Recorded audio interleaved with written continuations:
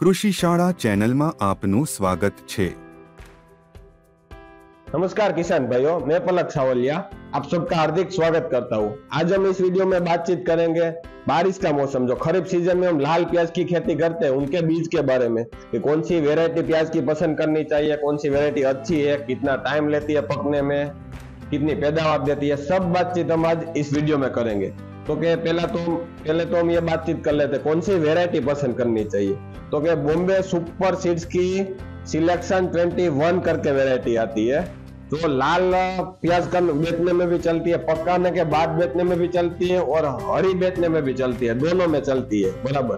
और इसकी खासियत हम बोल सकते हैं, इसकी खासियत मैं आपको बताऊं तो पैदावार ज्यादा रहेगी, एकदम लाल आकर्षक रंग का कलर होगा, लाल घाटा डार्क रेड कलर होगा। और इसके कंपैरिजन में किसी और वेरायटी का ओनियन प्याज रखेंगे तो इसकी मार्केट वैल्यू ज्यादा रहेगी, एक्सपोर्ट क्वालिटी का रहेगा, इसका बाजार भाव ज्यादा रहेगा। और महाराष्ट्र के किसान की पहली पसंद ये है सिलेक्शन 21। ये नासिक में धुले जिला है, नासिक जिला है, सोलापुर है, सातारा है, उस तरफ ये वेरायटी फार्मर बहुत लगाते हैं, किसान भाई बहुत लगाते। हमने अहमदनगर जिले में लगवा एक फार्मर का, किसान भाई का वीडियो है, हम इस वीडियो को पीछे रखेंगे, आप पूरा देखिएगा फार्मर का कि किसान का फीडबैक क्या है, किसान का इस वेरायटी के बारे में क्या कहना है बराबर। पीछे ये वीडियो खत्म होगा, बाद में हम इसे रख देंगे, आप पूरे शांति से देख के जाइएगा बराबर। अभी हम बातचीत करते हैं इसका दर, बीज कितना चाहिए, 1 एकड़ में डालना कितना है।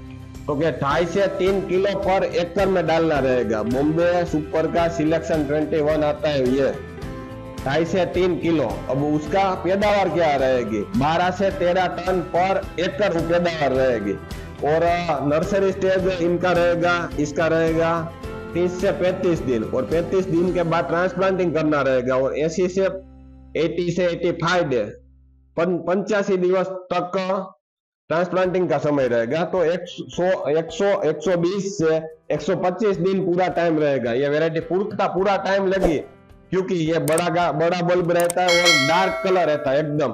तो 120 से 125 दिन में ये वेरायटी कंप्लीट पक के तैयार हो जाएगी बराबर।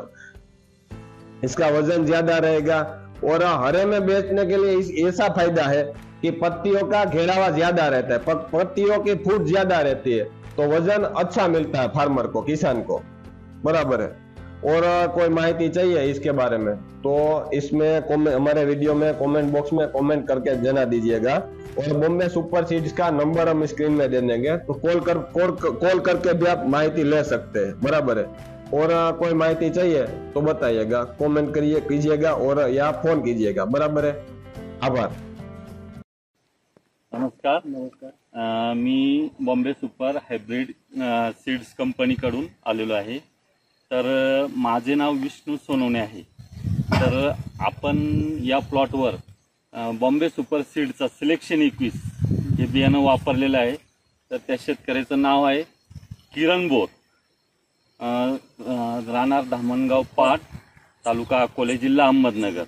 तर आपण त्यांच्याकडून त्यांची प्रतिक्रिया जाणून घेऊया का या सिलेक्शन 21 कांद्याचं बियाणं व्हरायटी कशी आहे आणि काय आहे ते मनोगत आपण जाणून घेऊया।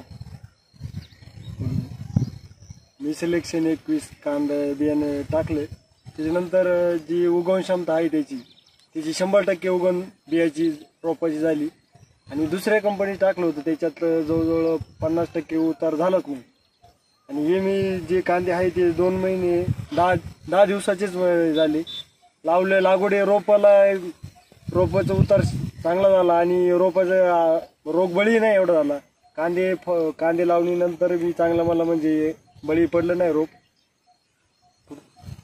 कांदा झालेला 2 महिने 10 दिवसाचा कांदा झालेला आहे।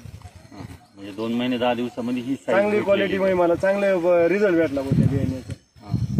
आणि ह्या कांद्याला तुम्ही फवारे वगैरे किती काढले का आतापर्यंत? साधारण तरी माझ्या मते 4-5 फवारे का झाले असते माझी, पण एवढे रोग काही एवढा रोगाचा बळी नाही गेला रोपाला।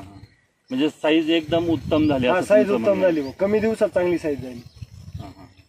मग आता तुम्ही जे बाकीच्या शेतकऱ्यांना बॉम्बे सिलेक्शन बद्दल काय सांगू शकाल? नाही, बॉम्बे सुपर कंपनीचं म्हणजे रोपाची माझ्या मते तर शेतकऱ्यांनी तिचा वापर चांगल्या पद्धतीने करायलाच पाहिजे।